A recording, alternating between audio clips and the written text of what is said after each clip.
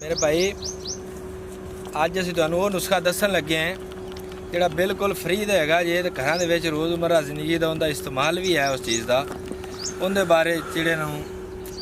कोई बंदा नहीं जानदा लेकिन वो महीने जी हफ्ते च एक अद्धी दफ़ा मसे उंदा इस्तेमाल करदा है। उन्हां वास्ते असीं गल करदे पे हैं भी जिन्हां नूं शूगर है ना ते आ दिमाग दी खुश्की हैगी है या जिस्म दे उत्ते खारिश हो रही है हल्की फुल्की खारिश होंदी है उन्हां नूं अंदर आ जेह्ड़े पेशाब नहीं आदा खोल के गर्मी है गुर्दे दे सोजिश हैगी है या उन्हां दे जिगर दे उत्ते सोजिश है गर्मी है खारिश होंदी है उन्हां दे वो परेशान ने बेचारे उन्हां वास्ते ना जी आ वेंदे पे जे आ करेला आ वेखो बेली ने किड्डी खूबसूरत बड़े शौक दा मुजाहरा कीता है उन्हें आ बड़ा प्यारा नैट लाया है ते आ वेखो करेला किड्डा प्यारे लगे हुए ने होर भी कई लगे हुए ने इन्हां करेलियां नूं भाई साहब जिन्हां नूं खारिश होवे फिंसी होवे फोड़ा होवे कोई भी इस तरह की कोई अलामत उजलाती मरीज़ जोड़े होंगे ना जोड़े आलू मटर गोभी तरियां बादियां बाजारू चीज़ा खा के ना होटल का सालन खाने जी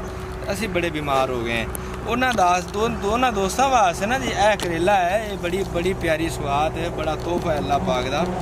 इनका तुम पाउडर भी बना सकते जे इन जे भी रखो जोड़े चारे बाहर जाते ना जी उन्होंने चाहिए भी करेला सुका के ना खुशक करके इन्होंने तुम पाउडर बना लो तो एक चमची सुबह पानी नाल खा ली एक चमची शाम को खा ली जिसले रोटी खाधी उस तो बाद तुम इन पानी नाल खा लेना एक तो खावन सौखा दूसरा जीवन सौखा तीसरा जनाब जिंदगी में हंडावन सौखा कहीं बिल्कुल फुल रंगी तबीयत तारी रहेगी अज इन्हों की इंसुलिन नाल हो जाती ना लो हो जाती है तो शुगर आते हाई हो गई जी डॉक्टर साहब कह रहे हैं तुहानूं पता ही कोई नहीं सुत्ते रहंदे ने तुहाडियां पैरां दी जलन होंदी रहिंदी है तुसीं फीलिंग होंदियां ने शुगर दियां पैरां दे दर्द होण लग पे पैर सुन्न होण लग पे उन्हां हज़रात वास्ते असीं आ कह रहे भी असीं आ उन्हां दे चलो होर असीं जो कुछ नहीं कर सकदे चलो कम अज़ कम उन्हां नूं असीं दस ते देईए ना भी आ करेला जे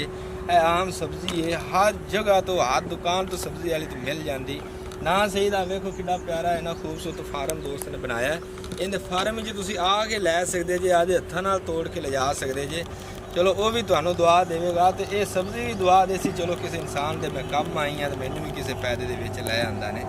इनका स्वाद भी खाण दा है इनूं कीमे नाल भर के भी खाधा जाए ना तो बड़ा टेस्टी लगता जे तो बड़ा स्वाद तो गोश्त नुकसान भी नहीं जे देंदा कि दोस्त आते ना भी गोश्त ना खाइए तो सब्जी का स्वाद को नहीं उन ऐसे भी उन्होंने कहने भी कीमे ना करेले के कीमा भर के या दाल कीमा भर के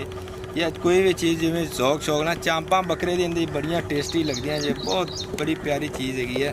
जैका इन्ना दुबाला हो जाता है जिन्हों का शौक है वो तो सुनते ना मूँह च पानी आता पे उसे भी अज ही असी ये बनावीए लेकिन इनका नुकसान को नहीं जी इनका ये भी गोश्त भी फायदा देंदा जी इस वास्ते दोस्तों तकीर करने हैं भी इन्हों ना सब्जियों के उत्ते जोर दो ताकि तुहाडे दिमाग में सुकून आवे दिमाग ही खुश्की होवे तो फिर नैगेटिव ही असर होना है तुहाडे कदे उंगल पीड़ गोडे पीड़ लत्त पीड़ ढिड पीड़ वो दिमाग भी कमज़ोर हो जाए ना तो एहसास एवं होंदा रहिंदा कि मैनूं कुछ हैगा इस वास्ते तुसीं यह चीज़ां खाया करो इन्हां नाल बड़ी ताकत मिलदी जे और तुसीं इन्हां नूं जिहड़ा बंदा दोस्त मेरी गल सुनदा पिया इन्हूं शेयर भी लाजमी करिया जे कमेंट्स भी करिया जे ते इन्हां नूं तुसीं फॉलो शेयर लाजमी कर लिया जे इन्हां वास्ते तुहाडा बेहतर फायदा है कोई बेचारा हस्पताल दाखिल है वो इनका पाउडर बना के अगर फौरी इस्तेमाल करता है जी चीज़ उन्होंने बोतल ला के नहीं हासिल हो रही वो एक खुराक खाता है उन्होंने फायदा होता है तो उन्होंने दुआ देगा सन तो दुआ देवे ही देगा लेकिन जिन्हें गल उन्होंने तक पहुँचाई उन्होंने भी दुआ देगा अल्लाह पाक तुहानूं भी सलामत रखे तो सानूं भी अल्लाह पाक इंसानियत की खिदमत करने की तौफीक दी रखे।